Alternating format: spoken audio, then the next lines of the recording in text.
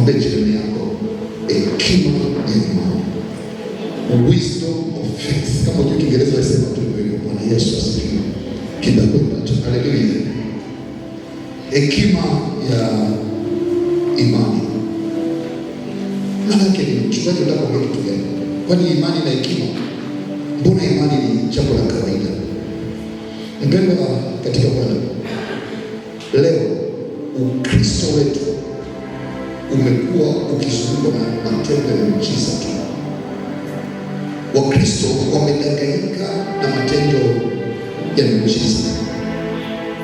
Kwa taarifa zilizoko, unapokuja kusikia mtu kanisani kuja kushuhudia nimeponywa na Bwana, naomba nikwambie ndani ya miezi mitatu wengi ugonjwa unarudi.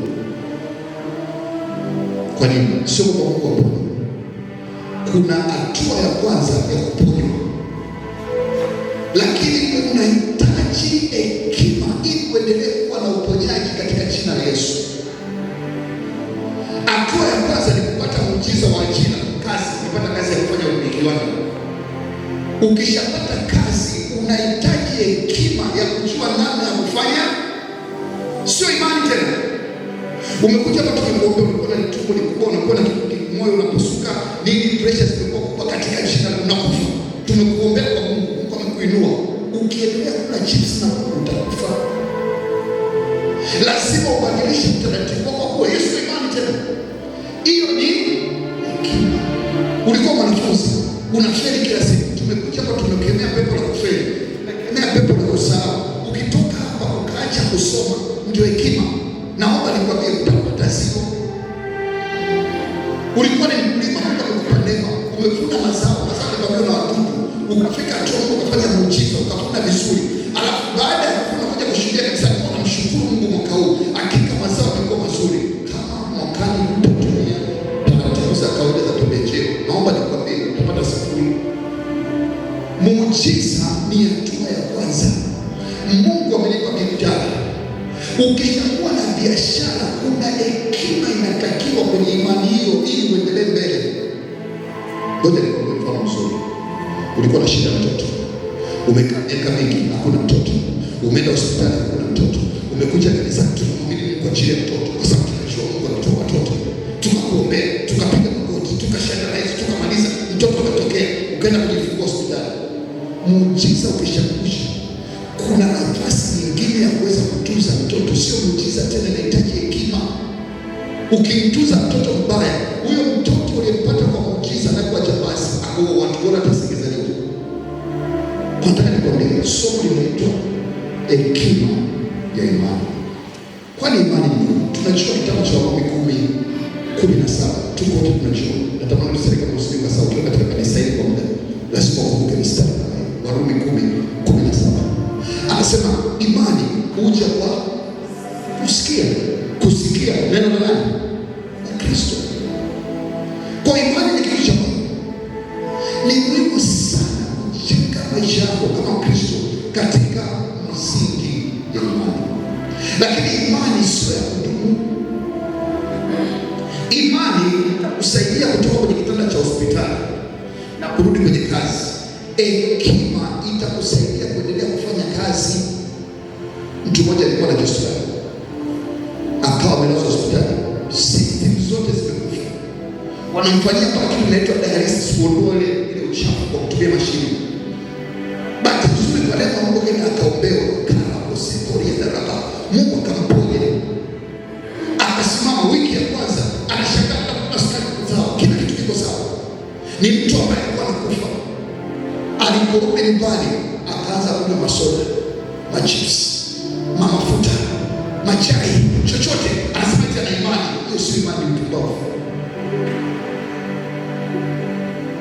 Inabidi uwe na hekima. Kuna vitu inabidi uvizuie. Kwa unahitaji hekima ili utunze imani ambayo Mungu amekupa. Kwa sababu imani inakutoa kwenye shimo.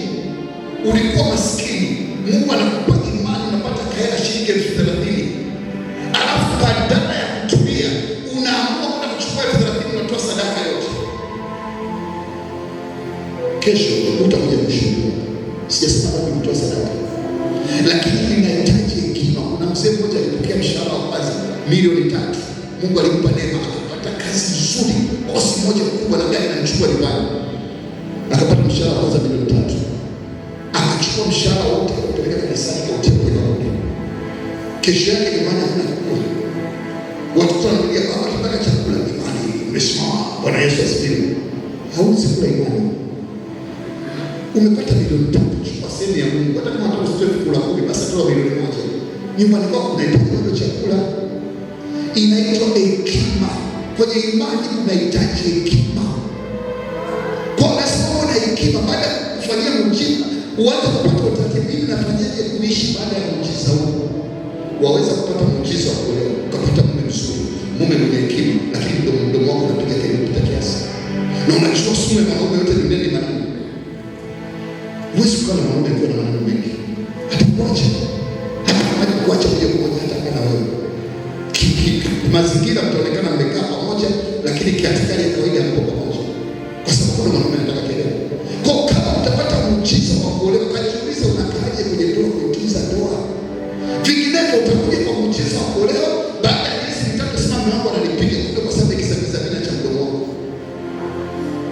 Lazima ujue namna gani ya kwenda. Waweza kupata muujiza wa kuoa mke, lakini mke sio papa, mke sio ni mke anatuzwa.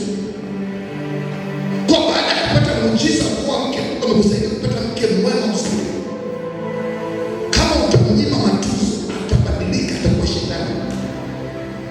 Kwa lazima hekima ndio ya kupata mke na ufike akupe neema, akupe kibali, akupe muujiza, lakini upate neema kwa kupata kipato chako uweze kutunza familia. Ni vitu viwili tofauti.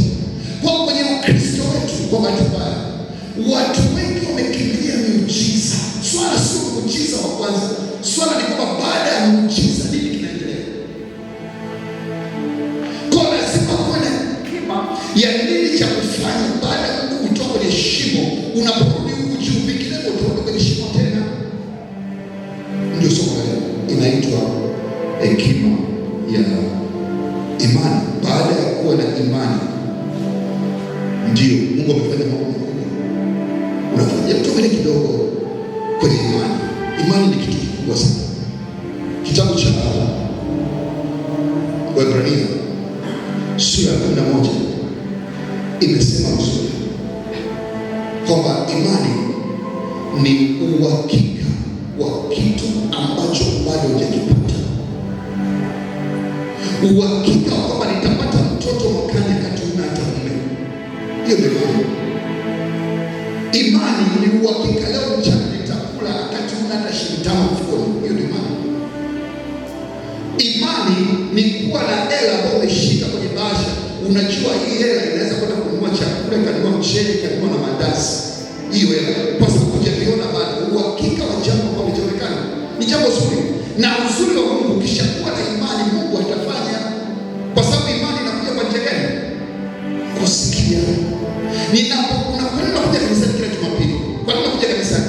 Ndio maana nikaona kanisa, jamani, unapokuja kanisani usije kuangalia jengo, usije kuangalia mtu, kuja kupata neno.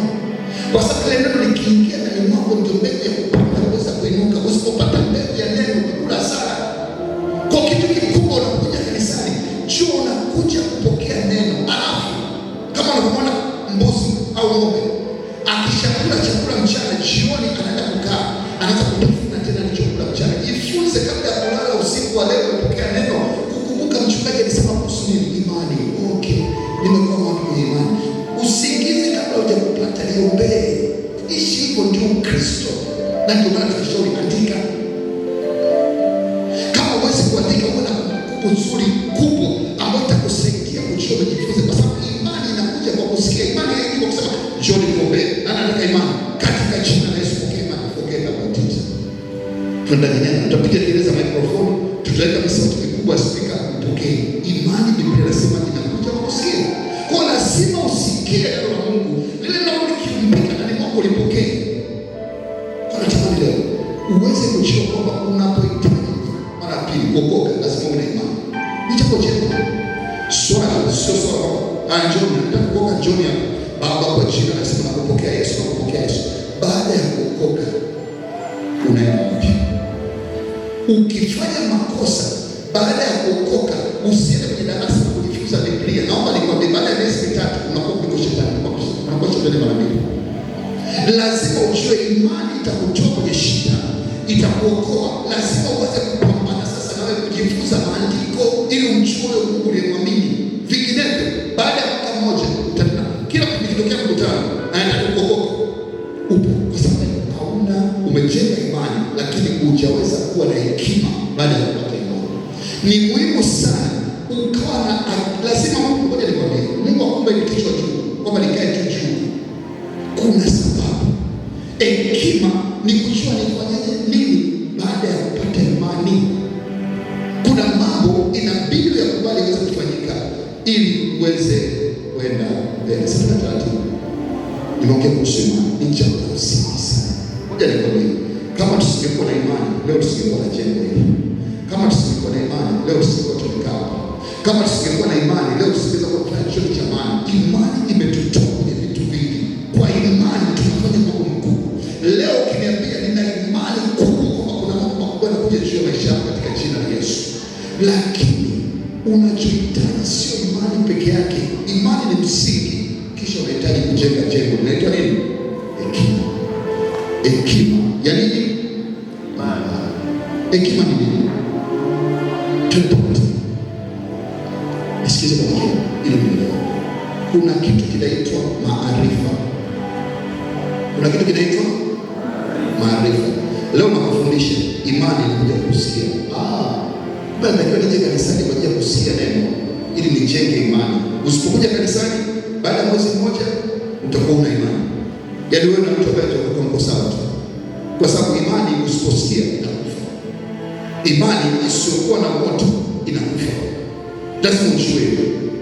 Kwa hiyo kuendeleza imani yako ya Kikristo lazima uwe unasikia neno kila mara. Neno la nani? La Kristo. Waweza kusikia neno kumbe neno la mtu mwingine. Neno la Kristo likikaa kwa wingi, neno la Kristo ndani mwako, ndipo ushindi wako ulipokaa. Hiyo inaitwa maarifa. Maarifa, unaenda shule, wanaosoma shule, unafanya mitihani, unajua kubeba wewe kwa mwanadamu unapokuona kwa nje kuna kama waya zimepita na damu inapita kwenye mwili. Kwa nje huwezi kuona, unajua maarifa.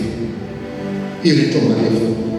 Maarifa ni kwenda sehemu unaambiwa kwa na kila sukari nyingi sana, utumia sana sukari, utapata ugonjwa wa kisukari. Hata kama utapata ugonjwa wa kisukari, ukichukua mfano ukanywa koka lizima mchana mara moja, utashangaa mwili unapata nguvu, hata bado unanyamonyea. Ni kawaida. Kwa sababu mwili unapata sukari, alafu ile sukari inashuka. Kuna shaka umepata nguvu dakika 10, baada ya nusu saa unasikia usingizi la ajabu. Kwa nini? Kwa sababu umeongeza sukari kubwa, kumbe ndio elimu hiyo. Hiyo ni elimu.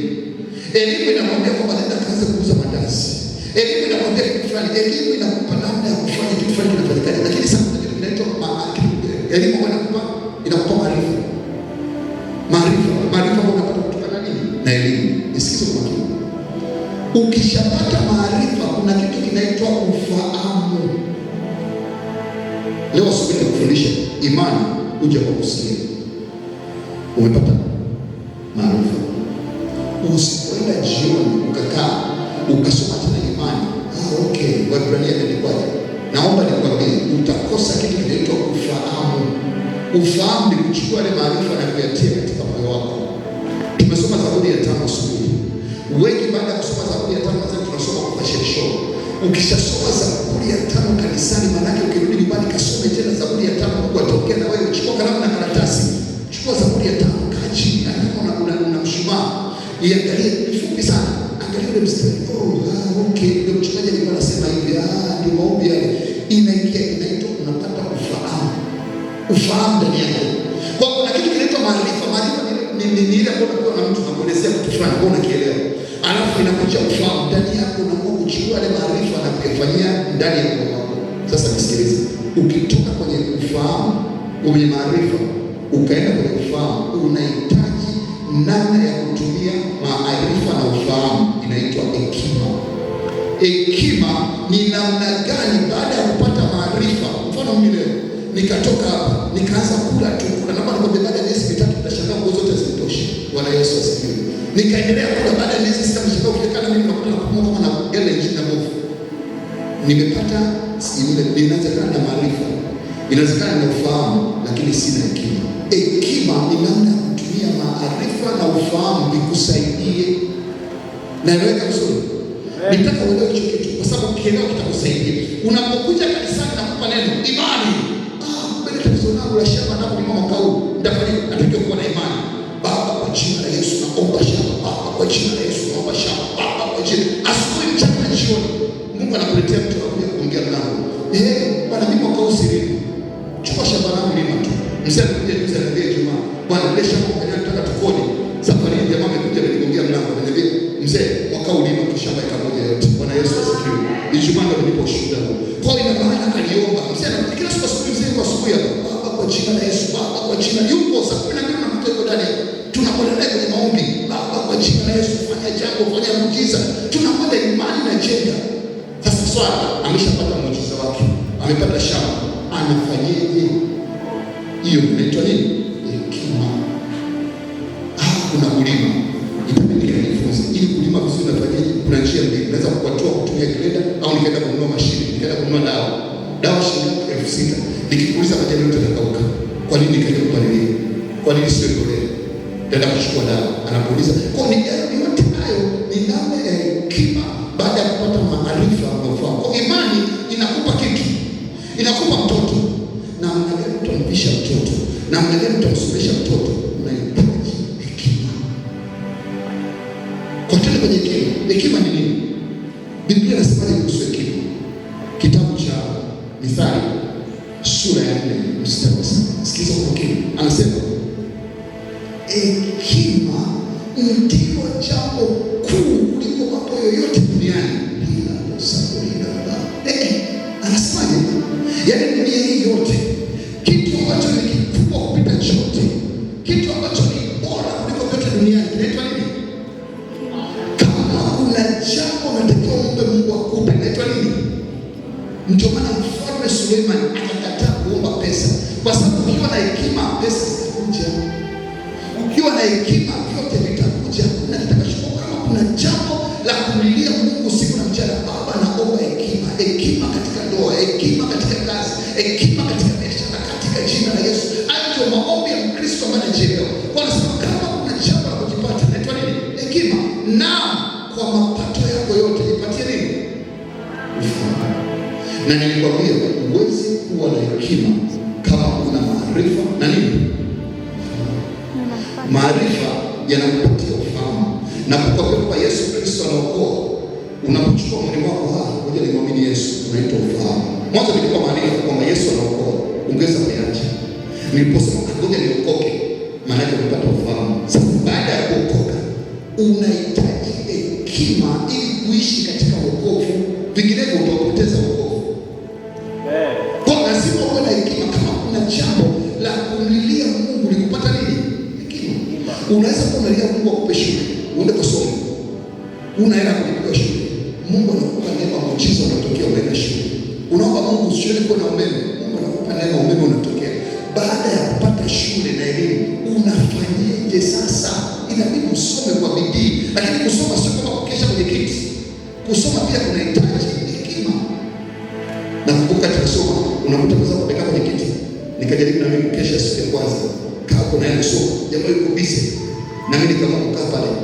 Kwa baada ya saa 3 nikashangaa usingizi. Jamaa ndio kusoma. Baadaye yeye kana amekutwa na usingizi. Nikachukua daftari nikapeleka mbele kidogo. Akashtuka, akaendelea kusoma. Akapeleka mbele tena kidogo. Nikasema jamaa anapoteza muda.